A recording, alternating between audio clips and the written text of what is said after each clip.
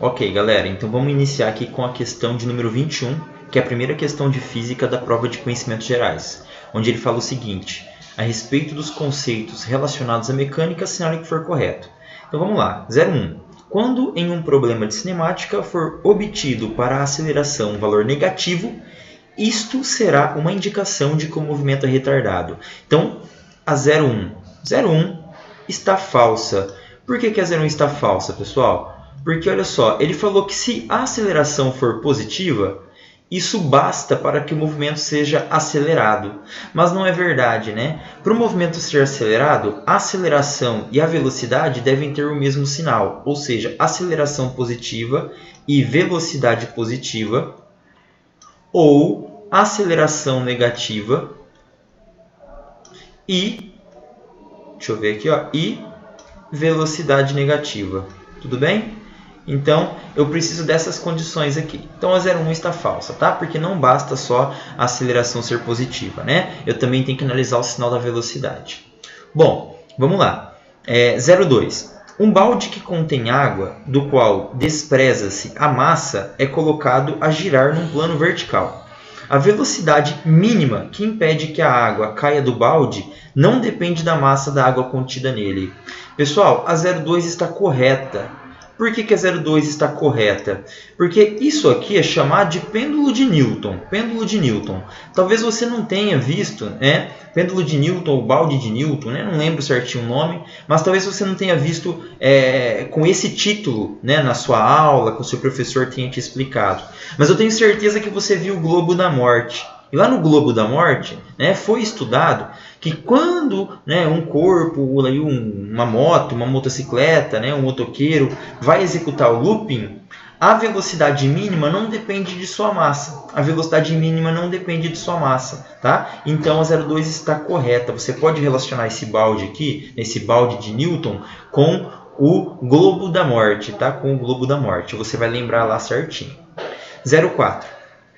Movimento e repouso são conceitos relativos, verdade, pois dependem do referencial adotado, verdade. Porém, a trajetória de um móvel é um conceito absoluto, visto que será sempre a mesma, qualquer que seja o referencial adotado. A 04 está falsa. Por que a 04 está falsa, galera? Porque, olha só, até onde ele estava falando de trajetória, estava ok. Só que na hora que ele falou que, até o momento, né, onde ele estava falando sobre referencial, movimento, repouso, estava ok. Só que na hora que ele falou de trajetória, ele errou. Por quê? Porque a trajetória também depende do referencial. Lembra daquele exemplo do aviãozinho? Lembra do aviãozinho bombardeiro? Ó, você tem um aviãozinho bombardeiro, certo? Para uma pessoa que está no avião, ele vê a bomba caindo verticalmente. Para uma pessoa que está no solo, ele já vê a bomba fazendo aqui, ó, uma outra trajetória, tá vendo? Essa trajetória é curvilínea. Então, a trajetória depende sim do referencial, tá?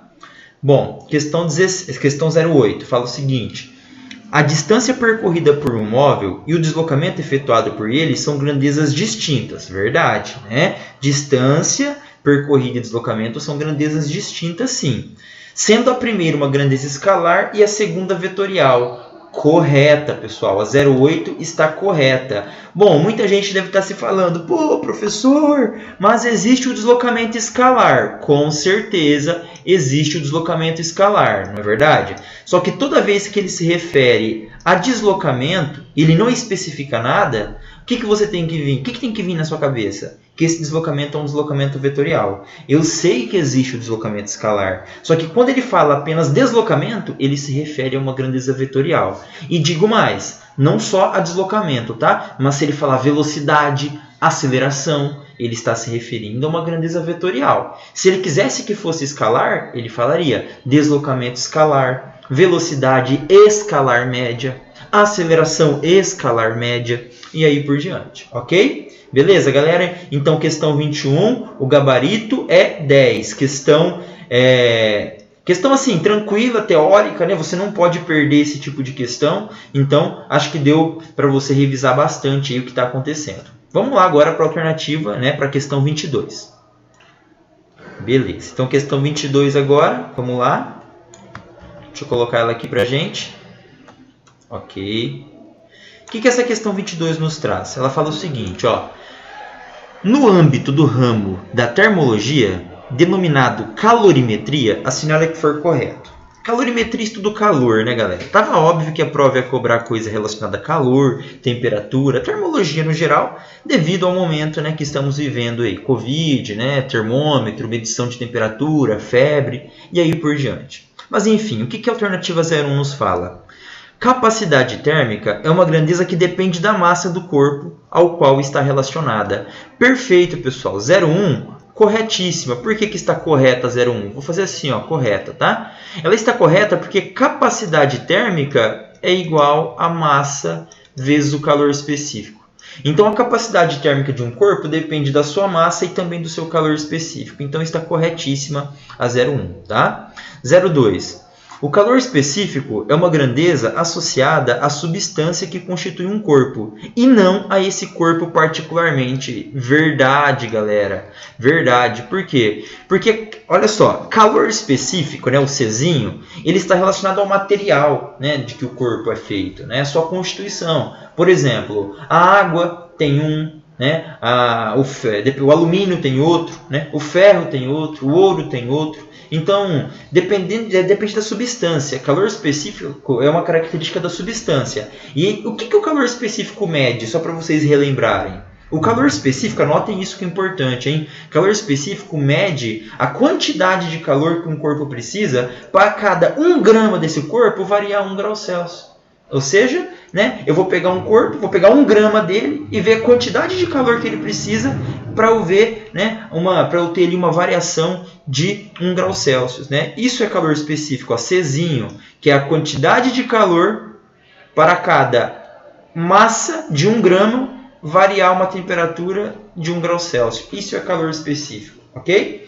Beleza. 04. Considerando 2 corpos de mesma massa, porém constituído de substâncias diferentes e calores específicos distintos, né? Óbvio, né? Se a substância é diferente, o calor específico é diferente. Se for fornecida a mesma quantidade de calor para os 2 corpos, podemos afirmar que o corpo que tiver o maior valor, né, de calor específico sofrerá maior aumento de temperatura. Falso, né, pessoal? Por que falso? Porque o calor específico, ele não mede a quantidade de calor que um corpo precisa em variar a temperatura? Mede, professor. Então, quanto maior o calor específico de uma substância, mais difícil é variar sua temperatura. Exemplo, a água. A água tem um calor específico alto, né? É 1 caloria dividido por grama vezes grau Celsius. E então, a água demora muito para variar a sua temperatura. A gente pode fazer análise por essa equação aqui, ó. Quantidade de calor é igual a Q macete, né? Que é a quantidade de calor sensível. Nada mais, nada menos é a equação que eu passei para vocês ali em cima, só que eu modifiquei ela, ok? Ele falou que eles vão receber a mesma quantidade de calor, tem a mesma massa, certo? E o calor específico é diferente. Então, o calor específico vai ser inversamente proporcional à variação de temperatura.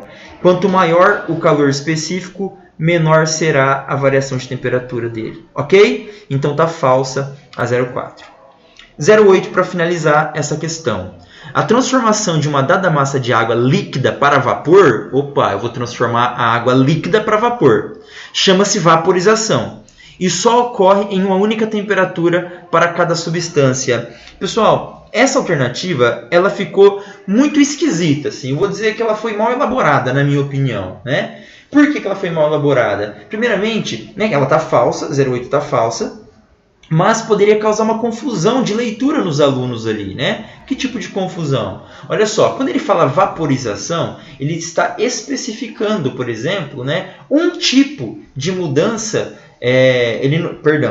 Quando ele fala vaporização, ele não está especificando um tipo, né, de mudança do estado líquido para o estado gasoso. Porque está muito abrangente vaporização, né? Porque ali poderia ser ebulição, calefação, evaporação. Então poderia ser vários tipos de mudança do estado, né, líquido para o estado gasoso. E ele, na verdade, chamou de vaporização só. Né? Ele só, vamos dizer o seguinte, ele generalizou, ok? Então não é, né, a uma mesma temperatura ali. Na verdade, são temperaturas, né, específicas para cada tipo de transformação. Então, né, tá aí a questão 22, mais uma vez questão teórica. Quem é meu aluno sabe que eu embaso bastante nesse conceito, né, de teoria, de base, né, para ficar claro na cabeça de vocês. Então tá aí, e é importantíssimo. 2 questões e 2 questões teóricas, ok? Beleza? Vamos para a próxima. Então olha só, próxima questão 23. Deixa eu colocar ela aqui pra gente. Vamos lá. Questão 23. Primeira questão que vai envolver cálculo aqui, né, galera? O que ela nos diz? Ela nos diz o seguinte, ó. O sistema figurado abaixo mostra 2 blocos pendurados nas extremidades de um fio inextensível, de massa desprezível, e que passa a ser uma roldana fixa, e chama-se máquina de Atwood. Ele deu a massa do A, deu a massa do B e falou que a gravidade vale 10. Bom, deixa eu fazer o seguinte, ó. Deixa eu fazer o desenho aqui para vocês, do lado, para mim poder rabiscar ele. Certo? Vamos lá. Aqui tem o bloco A. E aqui tem o bloco B.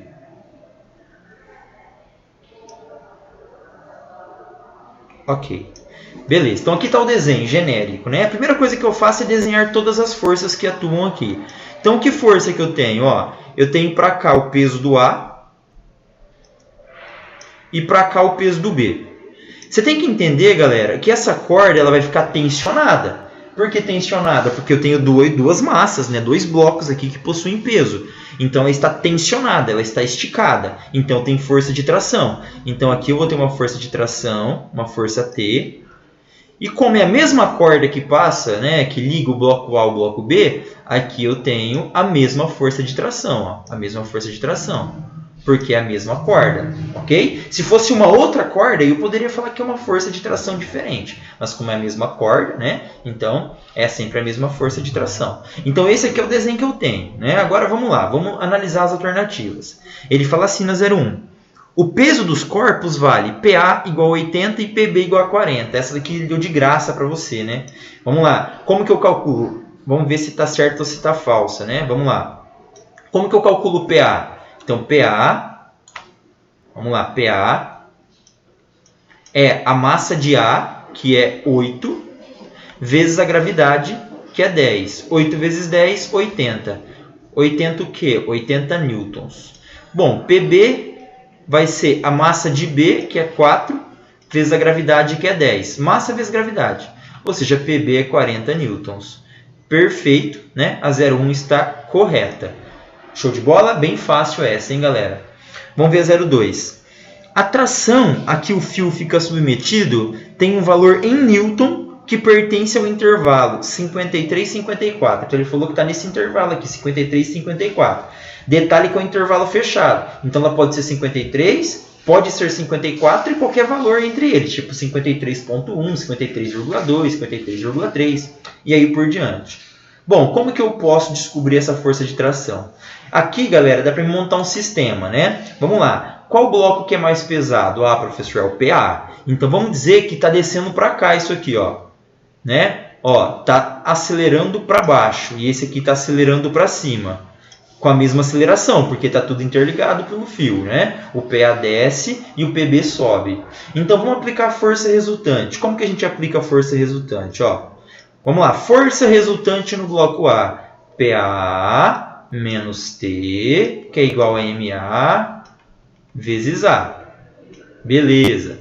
Força resultante no bloco B. O bloco B está subindo. Então, vai ficar tração menos PB, que é igual a MB vezes A. Nas minhas aulas eu explico, tá, pessoal? Tudo esse sistema, faço devagarzinho, tá? Aqui eu estou fazendo com mais pressa, mais rápido, porque eu não quero atrasar vocês aqui. Tudo bem? Vamos lá. Eu vou somar essas duas equações, porque eu fiz um sistema.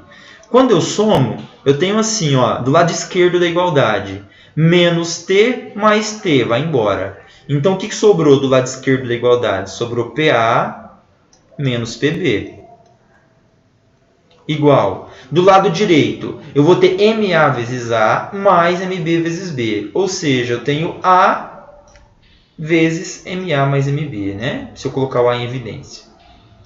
Tudo bem. Com esse sistema de equação, eu posso encontrar a aceleração. Então, vamos lá. Quanto que vai valer essa aceleração? PA menos PB. PA é 80, PB é 40. Então, PA menos PB é 40. Igual a A vezes MA mais MB. MA é 80, perdão, MA é 8, MB é 4. 8 mais 4, 12. Beleza. Então, a minha aceleração é 40 sobre 12. Quanto que dá 40 sobre 12? Ó, 40 dividido por 12 é a mesma coisa que 10 sobre 3 ou 3,33, tá? 10 sobre 3 ou 3,33 metros por segundo ao quadrado. Pô, professor, ele não quer isso, ele quer a tração. Beleza. Então, ó, com a aceleração, eu escolho qualquer equação dessas duas, vou escolher a de baixo aqui, e calculo a tração. Aí vai ficar assim, ó, tração menos PB, que é 40, é igual a MB, que é 4, vezes a aceleração, que é 10 sobre 3 ou 3,33. Vou deixar 10 sobre 3. Se eu resolver essa conta, eu encontro, vamos lá, 4 vezes 10 é 40. Então vai ficar 40. 40 dividido por 3 é a mesma coisa que 13,33333, né? Vamos lá, mais 40. 40 vai para o outro lado. Vai te dar ali 53,3333. 53,3333. Beleza? Newtons, né? Então esse é o valor da tração. Vamos lá, o que ele tinha falado? Ele tinha falado que o valor está entre o intervalo 53 e 54. Então, correto, né? Porque é 53,33. Então, a 02 está correta. Vamos colocar um Vzinho nela aqui, ó, correto. Tudo bem? 01 e 02 correta. Tá, show. Né? Deixa eu voltar aqui, ó. Tira um print da tela. O vídeo está aí também, você pode voltar o vídeo, né, quantas vezes você quiser. Mas vamos lá.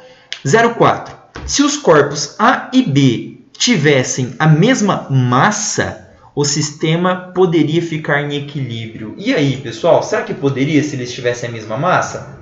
Com certeza, né, pessoal? Por que com certeza?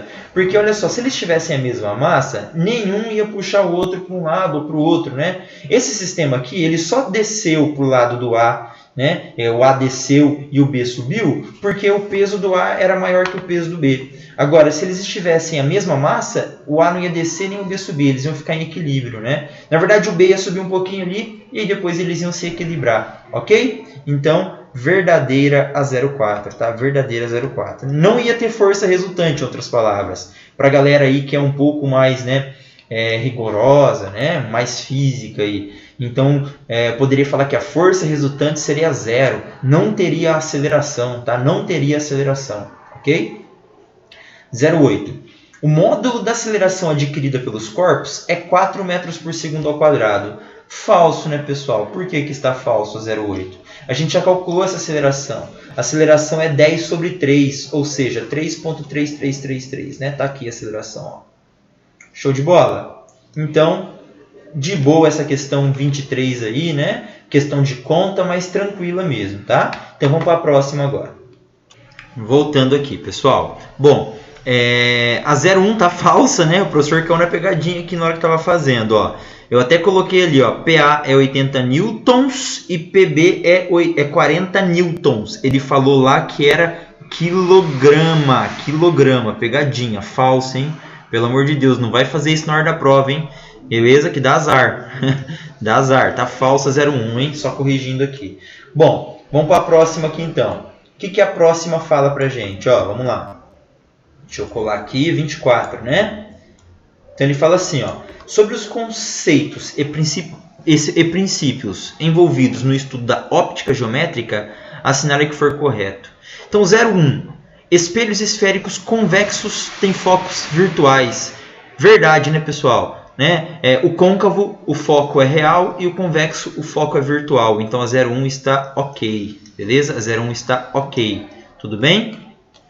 02 agora, ó. Dentre as condições de nitidez de Gauss, temos que os raios incidentes devem estar próximos do eixo principal e pouco inclinados em relação a ele. Verdade também, tá, pessoal? Essa 02 é teoria, né? Coisa que muitas vezes não é comentada em sala, mas todo aquele estudo de óptica que você faz, ele só é feito porque essa consideração aqui é verdadeira. É como se fossem considerações iniciais, considerações ideais para você poder, né, estudar ali a óptica geométrica, né? Acho sacanagem cobrar isso, né? Bem rodapé, mas fazer o que? Veio e tá aí para vocês, ok?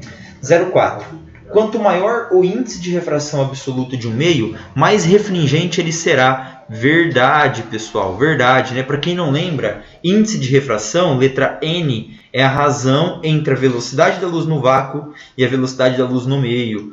É uma grandeza adimensional, não tem dimensão, né? E mede, você pode até falar que mede a densidade do meio, né? A dificuldade que a luz tem em propagar nele. Quanto maior o índice de refração de um meio, menor será a velocidade da luz naquele meio, ok? Beleza? Beleza, galera. Agora 0,8. Ó.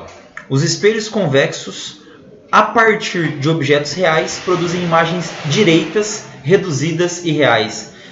Bom, olha só. A imagem ela não é real, né, pessoal? Ela é virtual. Lembre-se, né? Toda imagem direita é virtual e toda imagem invertida é real. Aqui ele falou que a imagem seria direita e real. Então, falso, né? Não é real, é virtual. Então, a 0,8 está falsa, ok? Bem tranquilo, prova bem teórica até agora, tá? Então, vamos que vamos, hein? Então, agora, pessoal, ó, questão 25, né? Vamos lá para a questão 25 e ver o que ela fala para a gente. Para encerrar aqui. Vamos lá. Questão 25. Um motorista e seu carro perfazem uma massa de 2.400 kg, movimentando-se em uma estrada retilínea e horizontal. Em determinado instante, o motorista aplica os freios durante 20 segundos, parando em um semáforo fechado. Sendo a força de frenagem aplicada igual a 480 newtons, assinale que for correto. Olha só, pessoal, você tem aqui uma estrada e aqui você tem um semáforo. Ó. O semáforo está aqui, ó. Vamos lá, vou colocar lá. Ó. Né? Verde, vermelho, sei lá, e amarelo. Errei até a ordem aí, né? É verde, é vermelho, amarelo e verde, ok? Então tá aí o semáforo. Então o cara, ele está aqui, ok? Ele está aqui, tem uma certa velocidade inicial, e quando ele chega aqui, ele para, a velocidade dele é 0. Por quê? Porque tem uma força de frenagem, que é uma força resistiva, é uma força que está contra o movimento, ó. É uma força de atrito, é uma força resistiva, tá? Vou chamar força de atrito, que vale 480 newtons, ok? Eu tenho que notar que ele ficou um intervalo de tempo de 20 segundos freando, 20 segundos, ok? 20 segundos, tá? A massa do conjunto é igual a 2.400 kg. Ok. E vamos ver o que ele pede para mim agora. 0,1. A aceleração aplicada ao carro através dos freios tem módulo igual a 2 vezes 10 elevado a menos 1, ou 0,2. Vamos ver essa 0,1 aí se está certo. 0,1. Eu tenho que fazer o seguinte. A força resultante desse carro, que é a força que faz ele parar, é a própria força de atrito. Força resultante é massa vezes aceleração. E força de atrito, neste caso, para mim vai ser força de atrito. A massa é 2.400. A aceleração é que eu quero calcular. E a força de atrito, ele me deu e falou que vale 480 newtons. Então, olha só. Vou ter que a aceleração é 2.400 dividido por 480. 2.400 dividido por 480 me dá um valor de 5. Então, é 5 metros. Opa, me perdoem, né? Fiz errado aqui. É 480 dividido por 2.400. 480 dividido por 2.400. Que me dá um valor de 1/5, ou 0,2. 0,2 metros por segundo ao quadrado. O que deixa a alternativa verdadeira, né? Verdadeira. Porque 2 vezes 10 a menos 1 é a mesma coisa que 0,2. Ok? Vamos lá agora. Alternativa 0,2. O módulo da velocidade do carro, no instante em que foi acionada a frenagem, era 4 metros por segundo. Então ele quer a velocidade inicial, esse V0. Bom, agora, pessoal, fica fácil, né? Por que fica fácil? Porque, olha só, na 0,2.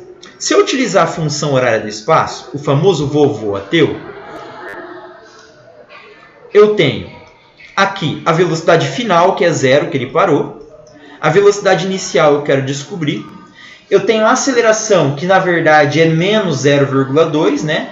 0,2 é só o módulo, tá? É menos 0,2 porque a força é resistiva, tá? Só para poder ficar claro. E o tempo é 20 segundos. Se eu fizer essa conta, quanto que eu tenho? Eu tenho que a velocidade inicial dele era igual a 4 metros por segundo. O que deixa a alternativa 02 verdadeira também. Bem de boa, né? 04. A distância percorrida pelo carro durante a frenagem foi de 40 metros. Para responder a 04, você pode utilizar a equação de Torricelli, que fica fácil. Por que fica fácil? Porque ó, a de Torricelli é isso, v quadrado igual a v0 quadrado mais 2a delta s. A velocidade final é 0, que já facilita para a gente. A inicial é 4, acabamos de descobrir. A aceleração é negativa, então vai ficar menos 2 vezes 0,2. Tudo isso vezes o ΔS. Se eu resolver essa continha aqui, eu tenho que ΔS vai ser igual a 16 dividido por 0,4. 16 dividido por 0,4, pessoal, me dá um valor igual a 40 metros. 40 metros. O que deixa a alternativa 04 verdadeira. Ok? Olha só. 04 verdadeira. 08 agora. O trabalho executado sobre o carro pela força de frenagem foi de menos 1,92 vezes 10 elevado à quarta joules. Enquanto que o trabalho da força-peso foi nulo. Ele fez duas afirmações. O trabalho da força executada pelo carro, ali, que é aquela força de frenagem, a força resistiva, e o trabalho da força-peso. Então, 08. Primeiro que é mais fácil, né? Trabalho do peso. Trabalho do peso só existe quando tem diferença de altura, tem um desnível na vertical. Como aqui não tem desnível na vertical, o movimento é retilíneo, ele falou para mim lá no enunciado, ó, estrada retilínea, o trabalho do peso é 0, verdade. Agora, como que eu posso calcular o trabalho dessa força F? É só você fazer assim, ó. Trabalho da força F é igual a força F vezes a distância. Trabalho é F vezes D, tudo bem? O trabalho vai ser negativo, porque a força é de frenagem, né? É uma força resistiva, está dissipando energia. A força vale 480 newtons e a distância vale 40. Então, quanto que dá isso aqui? Ó? 40 vezes 480 me dá 19.200 joules, ou seja, menos 19.200 joules. Foi o que ele falou pra gente? Vamos ver se foi. Ó. Ele falou pra mim que é menos 1,92 vezes 10 à quarta. Pessoal, correto, né? Por quê? Porque 19.200 é a mesma coisa que menos 1,92 vezes 10 à quarta, ok? Joules. O que deixa a alternativa 08 verdadeira também. Todas verdadeiras, hein? Nossa, essa aqui era para testar a fé do cara, ver se o cara tem coragem mesmo de marcar todas. Mas, pessoal, tá aí para vocês a prova de conhecimentos gerais, razoavelmente tranquila, tá bom? Nível básico mesmo. Mais teórica, na verdade, ali 3 questões de teoria e 2 de cálculo. Só que eu sei que a teoria confunde bastante vocês, né? Então, preste atenção nas nossas aulas, foquem bastante na base, que se você souber muito bem o básico, eu tenho certeza que você vai bem, ok?